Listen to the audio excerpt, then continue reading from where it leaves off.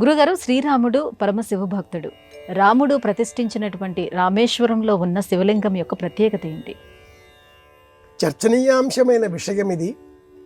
రావణ సంహారం అనంతరం పుష్పక విమానాన్ని అధిరోహించిన రామచంద్రమూర్తి మళ్ళీ ఆ పుష్పక విమానాన్ని భరద్వాజాశ్రమం వద్దనే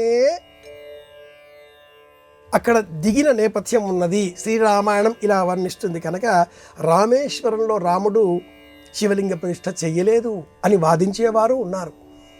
శివపురాణం, బ్రహ్మాండ పురాణం, ఇంకా అనేక పురాణాలలో అలా కాదు. రాముడు ఈ రామేశ్వరంలో శివలింగ ప్రతిష్ఠ చేశాడు అనే ఉదాహరణలు కోకల్లలు. రామేశ్వరంలో రామచంద్రమూర్తి శివలింగ ప్రతిష్ఠ చేశాడా లేదా అనేది చర్చనీయాంశమైతే, అంతకు పూర్వమే రావణుడు శ్రీలంకలో మున్నేశ్వరం అనే చోట శివపూజ చేసేవాడు అని శ్రీలంక పురాణాలు తెలియజేస్తాయి. ఆ క్షేత్రం మున్నేశ్వరం. రావణుడు శివపూజ చేసే విధానం తాంత్రికం, ఉద్వేగభరితం. రావణుడి సంహారం అనంతరం రాముడు లంకలోని శివారాధన చేసిన అనంతరమే పుష్పక విమానాన్ని అధిరోహించినట్లుగా లంకా నగర సంబంధిత పురాణాలు, అలాగే అక్కడి స్థల శాసనాలు, ఆధారాలు ఈ విషయాన్ని స్పష్టం చేస్తున్నాయి.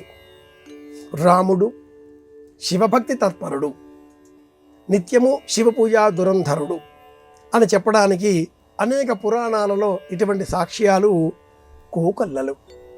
రాముడు వేరే, శివుడు వేరే అని కాకుండా రామేశ్వరంలో ఎందుకు ఇంత ప్రాధాన్యత అంటే మట్టుకు వేరే దృష్టాంతాన్ని చెప్పవలసి ఉంటుంది. సముద్రం పైన ప్రయాణం చేయడం దోషం, అంగీకార యోగ్యం కాదు. రామేశ్వరం వద్ద ఉన్నది సముద్రం. ఆ సముద్రాన్ని దాటి తిరిగి వచ్చిన అనంతరం ఆ దోషాన్ని తొలగించుకోవడం కోసం ప్రాయశ్చిత్త విధి అనే రూపంలో రామేశ్వరంలో ఉన్న 21 బావులలోని మంచినీటితో స్నానం చేసిన అనంతరం 21 సంఖ్య.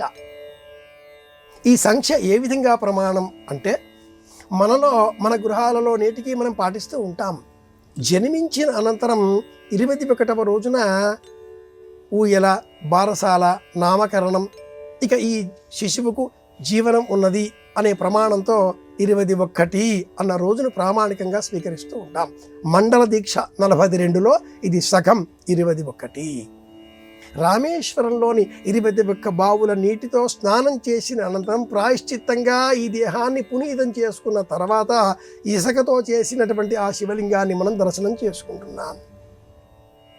మళ్ళీ రామేశ్వరం, కాశీ అనే బంధం. రాముడు అయోధ్య, రాముడు తిరుపతి, శివుడు కాశీ, శివుడు రామేశ్వరం, శివుడు లంకా నగరం. దైవం అన్న ఒక్క రూపాన్నే ప్రామాణికంగా స్వీకరించి రాముడు వైష్ణవ ధర్మం, శివుడు అద్వైత ధర్మం ఇలా మార్చుకొనకుండా శివాయ విష్ణు రూపాయ అనేటటువంటి స్థూల రూపంతో దైవం అన్న దృక్కోణంలో రామేశ్వరంలో శివ దర్శనం మనం చెయ్యాలి. ఈ 21 బావుల నీటితో స్నానం చేయడంలో ఉండే అంతరార్థం ఇది అని నా ఊహ, నా భావన.